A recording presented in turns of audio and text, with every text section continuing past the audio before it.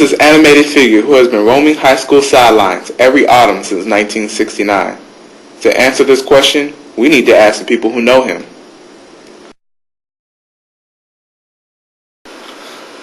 When I think of old school football coaches, the name Coach Arlin Batia quickly comes to mind. There's never been a more hard-nosed, no-nonsense type football coach that I have ever known than Coach Batia. If it was up to him, every practice would be full pads and full contact.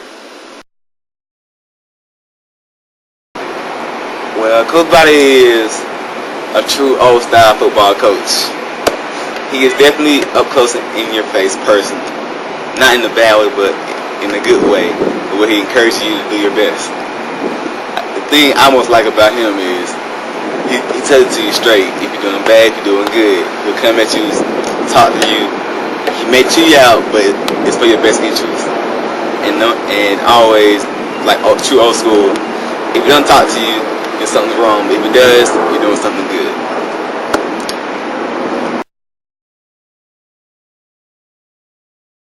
Coach Arlin Batia. Begin with, he's probably one of the most sincere and conscientious men I've ever known. As a co-heart of mine, when we worked together, he was always one that you could always depend upon to get things done. He would never leave any rocks unturned. But he was also the most what-if-ness coach I've ever been around in my life. What if they do this, and what if they do that? And by Thursday afternoons, I'd have to go hide to keep from going insane. He was forever what-ifing me to death. But he was always somebody that you could count on and depend on. Probably one of the best football coaches that I've ever known. Arlin Batia was born on August 3, 1946, at a hospital in Biloxi, Mississippi. He was approximately 9 pounds and 2 ounces. This is Coach at 15 months old posing with this pony. Coach Batia as a second grader. At age 13, Coach Batia played first base and outfield for his local pony league. His mother wouldn't let him play football until his senior year. But when he became a senior at Notre Dame High School in Biloxi, Mississippi, Coach Batia played tailback and cornerback, and he was named the most valuable player. Coach spent many summers at his great-grandmother's house. He graduated from Southern Miss University, where he majored in health and physical education. Coach Batia's first coaching assignment was at St. Martin's High School in Biloxi, Mississippi. He's been coaching right here at the Cardinals since 1987, and he is a devoted family man, and all 3 of his children graduated right here at Jonesboro. My name is Kenny Braswell, host of Jonesboro Today. Today, we're talking to Coach Batia, defensive coordinator for the Jonesboro Cardinals. Well, Coach Batia, why did you decide to become a football coach? Ever since I was a youngster back in the old days, I had a passion for the game. I just loved the game, and all throughout high school, I enjoyed playing the game and playing the sport. So it was just something I wanted to do. I just knew from the get-go, from when I was early in high school all the way throughout that's what I wanted to do. I have a love for the game, and it's just carried over, and I have a passion, and I'm going to stay with it. So, Coach, what do you think are the pros and cons of being a high school football coach? That's a tough question. Well, naturally, the pros are the fact of the matter that we get to actually see the molding of young men from day one all the way throughout the season. We get to see them through 4 years where we take them and put them on the field and we mold them into the best player they could possibly be, and it's just a great feeling, and to have the self-satisfaction of just seeing the end results. The cons go, there's not many at all. I would think, some of the intangibles, I don't know, paperwork, anything from physicals to having to run down insurance waivers, dealing with fundraisers, things like that. Parents that get a little hot bothered sometimes because their son or daughter's not playing as much as they would like for them to. Things like that. Who would you say has been the most influential person in all of your career? It's tough, again, another tough question, because I came up a long way. I've been around a lot of very good football coaches and great people.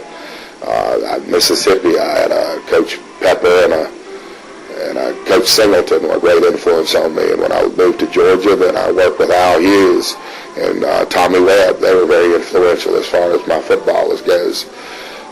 Overall, probably a gentleman named Dan Underwood, who was a principal at Point South Junior High School. He, from day one, told me the objective was to win and to be number one, and it just carried over, and I heard that from my mom all the way when I was growing up. So as a result, it just carried over and made me hopefully into the winner that I could possibly be today. What kind of advice would you give young students interested in becoming a football coach? About a threefold answer here. First of all, they would need to understand exactly what it takes to be a football coach. It's not the normal sport as far as time consumption is, as far as time involvement. I mean, we're talking dedication, just numerous hours, numerous time. If, for example, later on, if you get married, we're talking about time and away from your family, away from your relatives. Your leisure time is limited. I would make sure they understood what the commitment and dedication it really takes to be a coach. And then I would ask them back again, after I've told you these things, now you make the choice, you make the decision, because we're talking about a serious commitment. What do you think has been the best part in all of your years of being a high school coach? Maybe I'm giving just vague answers, but again, I love the sports. Coaching football is my number one hobby. I mean, I would rather do that than play golf, fish, whatever. It's pretty much, aside from my family, it's pretty much my life. If you could have one specific effect on a player's life, what would it be? I'm extremely hard and tough on my players. I demand 110, 120%. And to me, this is pretty much why I love the game again, is that's what football demands.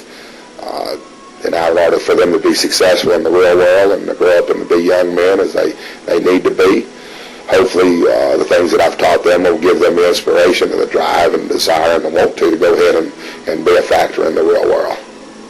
If you could go back in time over all your years of coaching, what would you change? Possibly to be a head football coach in the state of Georgia. I was a head football coach in Mississippi on the high school level.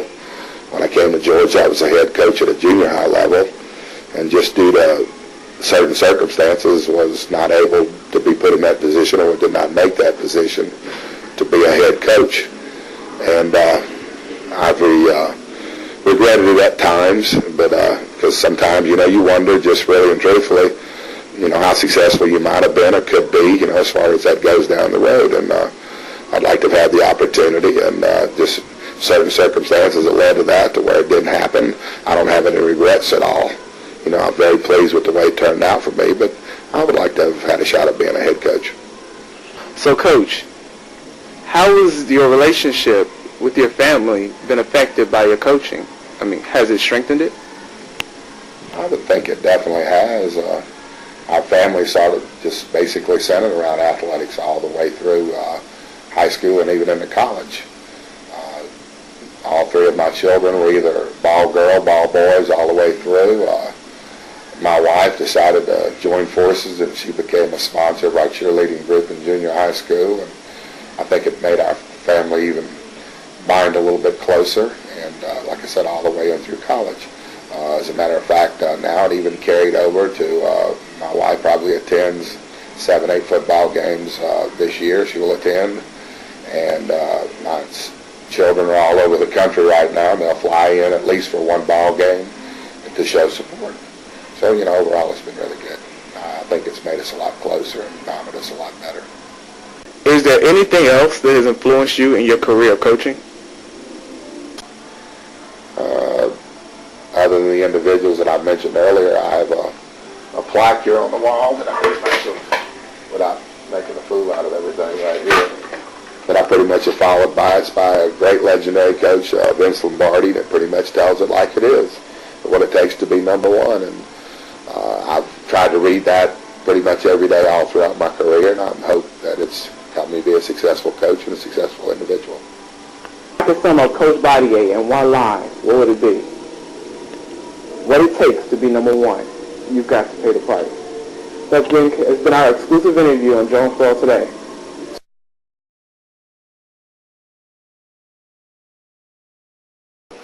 Humorous story. Several of them probably that I can't tell, but one that I might be able to share is one summer we were getting ready to start our fall campaign and working on the field and trying to get everything prepared. And Coach Batia's function was to go down to the little house on the football field and clean all the dummies out, get all that cleaned out and dressed up, and get everything ready to go. And as he went into the house, he kind of disappeared out of sight there for a minute. And then all of a sudden, we all heard one of the most blood-curdling screams we've ever heard in our life. And you've never laughed so hard until you see Coach Batia in a full backpedal sprint as he was backing out of that house with a handful of dummies. Evidently, there was a snake in there with him, and something had to give, and it was Coach Batia. He gave up to the snake and left the house in a backpedal, and I probably never laughed so hard in my life. Probably the snake went as fast the other way as Arlin did in reverse, so we didn't ever know whatever happened to the snake, but we knew one thing for sure: Coach Batia did not like snakes.